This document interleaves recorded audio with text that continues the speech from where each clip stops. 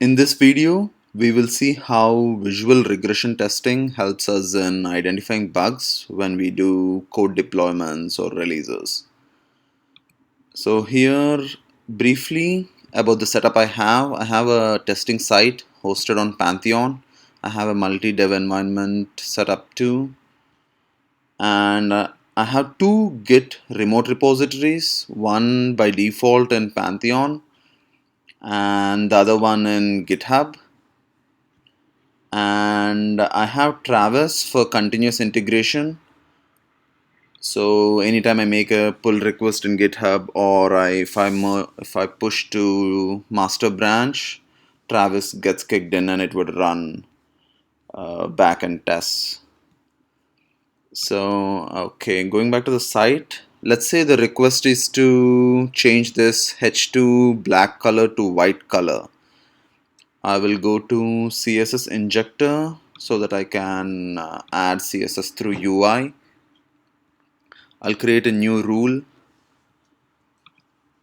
H2 green to white, H2 green to white, actually it's black to white, and I want to target this in the content region which has a class content.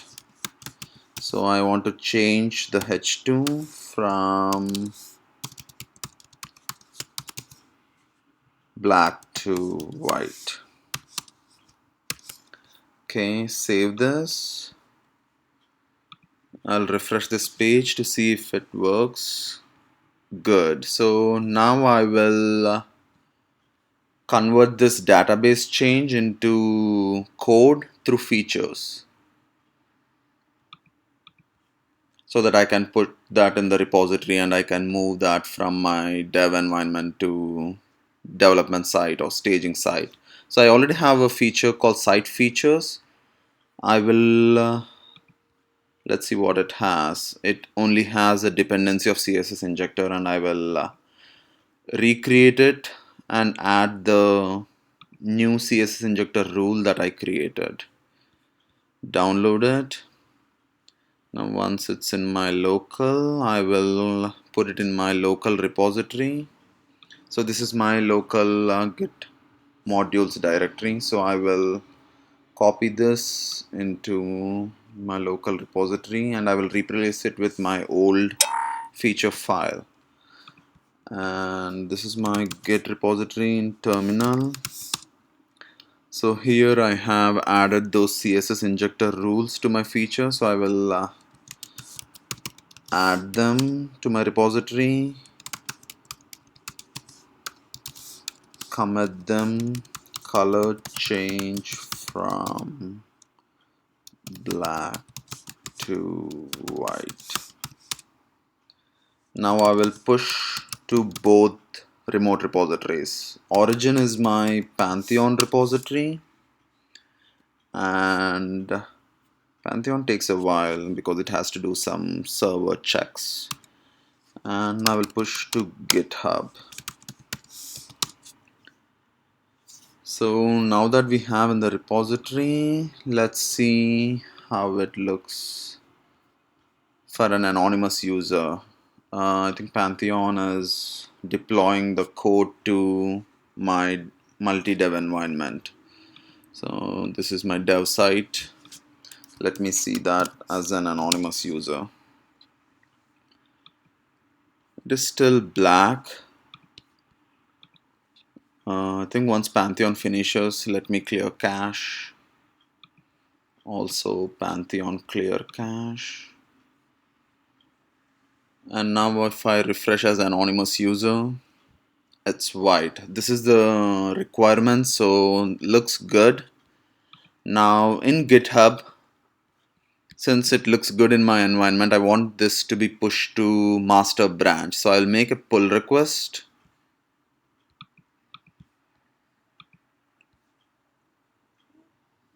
So the branch is feature B. I will create a pull request against the master branch.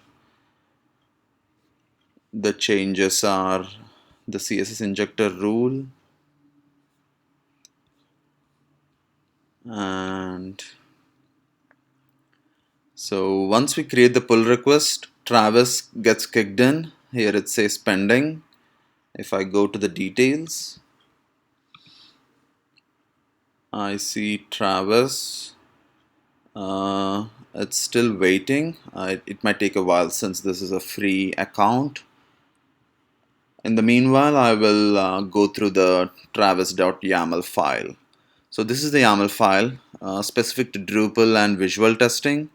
So it has PHP 5.4, MySQL, and Firefox so that we could spin up a browser in the server, headless, and these are the database configuration. And I have Selenium so to take screenshots and do other user actions before taking the screenshot. Here we also have Drush, and using Drush we can install Drupal and other Drupal modules for visual testing. Let's see if Travis... Okay, Travis is getting kicked in. Let's give it a moment. In the meanwhile, in the YAML file, what's happening is here after installing Drush, we would install ImageMagick. We need that image manipulation for visual testing. I'll show you in the report what ImageMagick does. And once we have the DB URL, we use that to install Drupal, plain Drupal site using Drush site install. Then later I download the Drulenium visual regression testing module, enable it, and a couple of tests, libraries module and the Selenium WebDriver to talk to the Selenium server, some variable options of Drulenium module. I think the Travis build is slow, but let's give it another moment. And here in the YAML file, what's going on is after we install this Drulenium module, we run this drush command to create a base release on the staging site, the test site, which is the correct version, which doesn't have our new code changes. So it's similar to prod version with stable content. Because it's staging site, no user is adding content to that site. So we are creating a baseline release so that we can take snapshots of this correct version. Then later we will take another set of snapshots on this multi-dev environment, on this dev site that we are currently working on. The feature B branch talks to feature B dev site. So we will run this test, and I have configured this command to run the test on search/node/Drupal. So what it does is it goes to this particular page on this site URL domain and takes a snapshot of the whole page using Selenium. It does the same thing on the dev site. It goes to this page and takes the snapshot. Then later it does a diff, and using ImageMagick it compares this baseline version snapshot with the comparison version.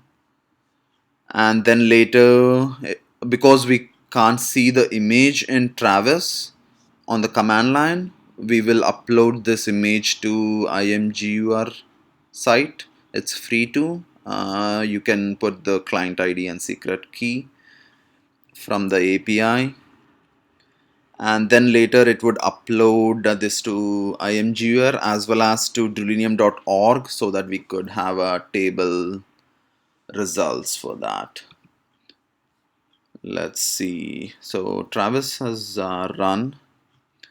As I said, the DB URL is formed, drush site install, then later downloading the Drulenium module and enabling it and its dependencies, libraries module, the WebDriver to talk to the Selenium server, some Drulenium variables, a notification email, so that once everything is done, you would get a email with the link to the results page.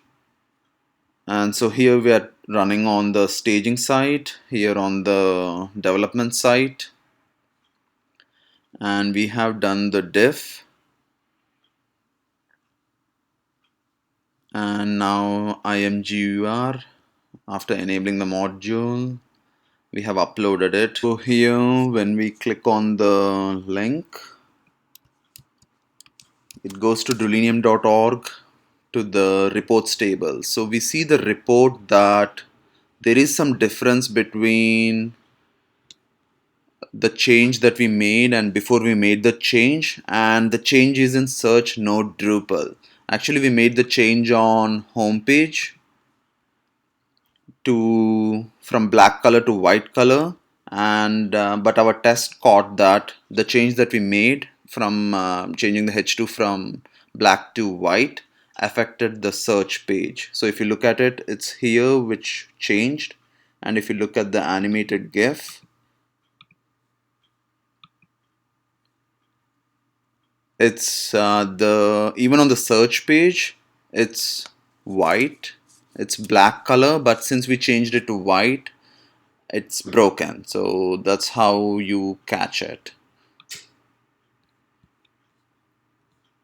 So this is the blue white, which is good, even this is good, but when you do a search, you don't see that text.